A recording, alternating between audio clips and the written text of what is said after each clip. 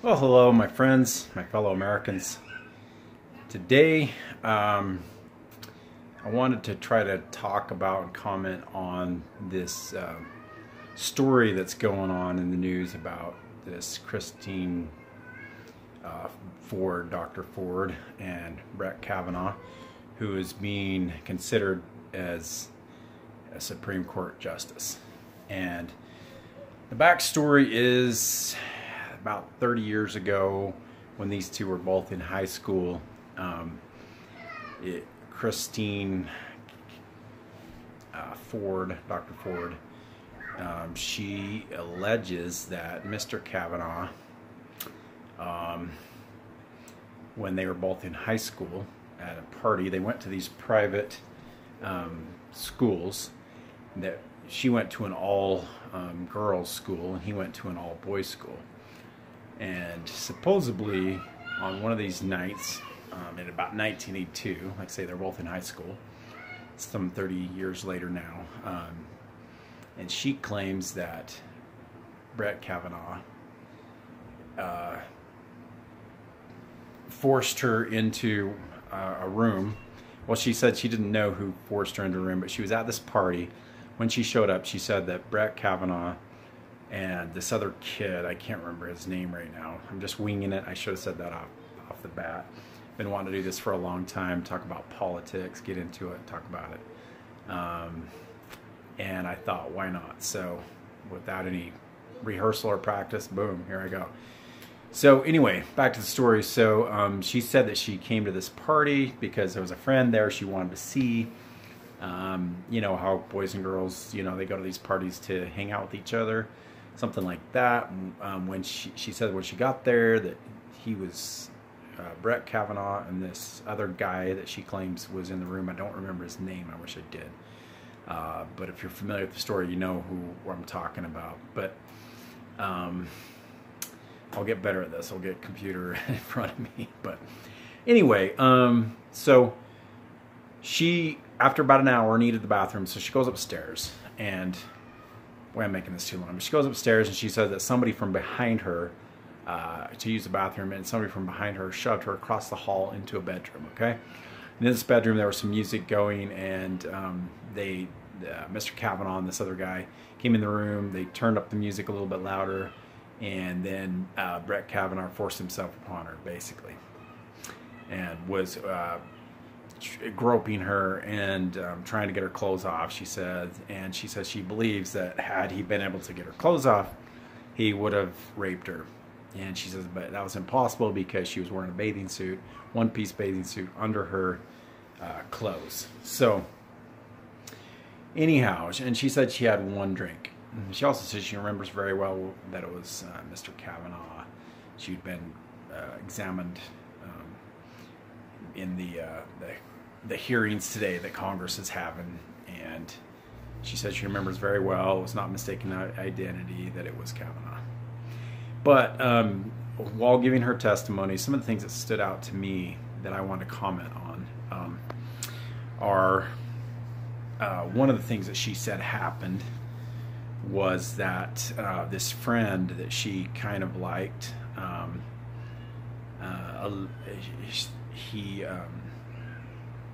he was like watching, and kind of like they both laughed and stuff, and then he was get up and was jumping on the bed, and he jumped on the bed, and when that happened a bunch, you know, they fell off the bed, and then Kavanaugh was not on top of her anymore, so she was able to get her out of the situation at that time. But she said that she started to scream for help before that, and she looked at her friend thinking that her friend had probably helped or something, but he didn't. And anyway, but what stood out to me was then about 6 weeks later, she says she saw him at a grocery store. Okay, she went there with her mom. She gets to the grocery store, and she sees this other kid, which is really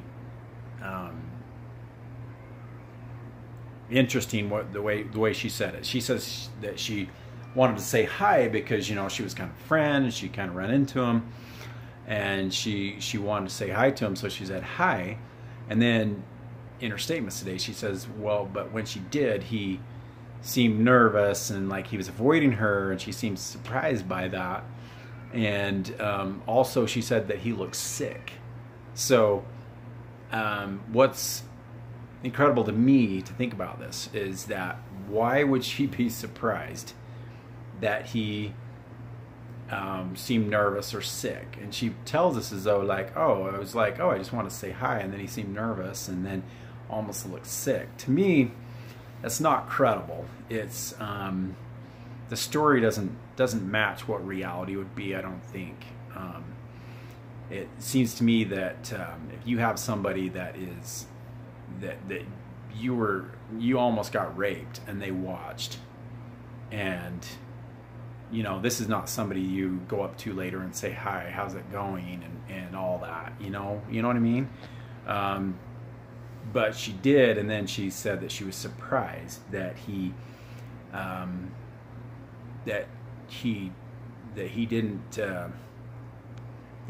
looked nervous. You know, he looked nervous, and he acted nervous, and he looked sick.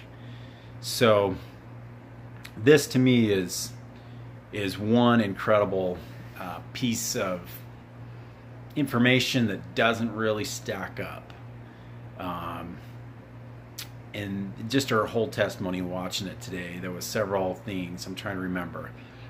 Before this, my opinion, I should have stated that as well. My opinion is that most likely this is just something that is being put together to try to discredit Brett Kavanaugh. I don't know Brett Kavanaugh. I don't know Christine Blasey Ford, or however you pronounce her name, Dr. Ford. I don't know either one of them. I'm looking forward to watching more come out about it, and I'll be making up my mind for sure as it goes, as well as everyone else. But just where it's this thing happened today, where they gave their testimony. I didn't get to watch Brett's his examination before the Congress today because I was actually working. But I just, on my way to work, being that I'm in the West and that's Eastern time, I was able to both listen to and watch a little bit of Dr. Ford's testimony. Anyway, there's just some other things that some other people brought up. I was able to jump on at my lunch break, and Laura Ingraham has tweeted out at some point that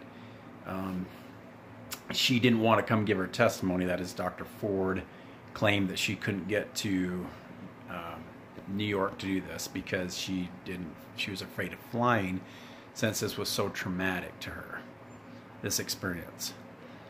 But that doesn't seem credible in the way that Laura Ingraham has brought up that she has actually taken 4 different trips to 4 different countries. Costa Rica is one of them, I remember. Don't remember the other countries, but she has flown to exotic places around the world.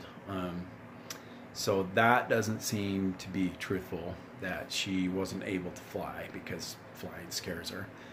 The other thing that's incredible about this thing is Dianne Feinstein leaks this to the press somehow, and claims that she didn't want to go public with this, etc., etc.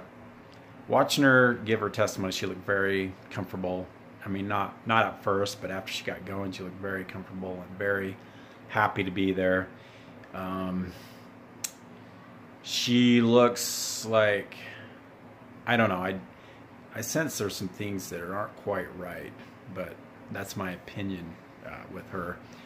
One of the things they talk about taking a break, and she's like, oh, well, is that going to work for you? And they're like, well, yeah, we're taking a break. She's like, oh, I'm just used to being collegial. Now, I know I'm making a little bit of fun of her here, but what is that? Why? It's strange to me that she's doing this weird. It's weird. Some of the stuff she does is just weird to me. But like I say, I'm not saying that she that Brett is innocent. I'm looking at these details and saying what's really going on, what's happened here. So yeah, it's just really interesting to me. There's some other details that are kind of interesting.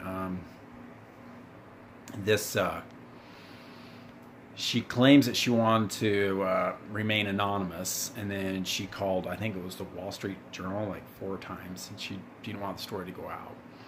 That's another inconsistency that's been brought out. Can't remember where I read that, but that was in the news as well. And so some of these things are inconsistent. There's a lot of inconsistencies in what some of the things that she said. On the one hand, she remembers very well. How could I forget? This is such an extreme tragedy. And then she cites different things about psychology, because she's taken psychology college course. I think she might be I know it's dumb that I don't know this, right? But I think she has a degree in psychology, okay? And one thing that was interesting, that I listened to Rush Limbaugh for a minute, and he said that it's interesting that Dr. Ford felt like it was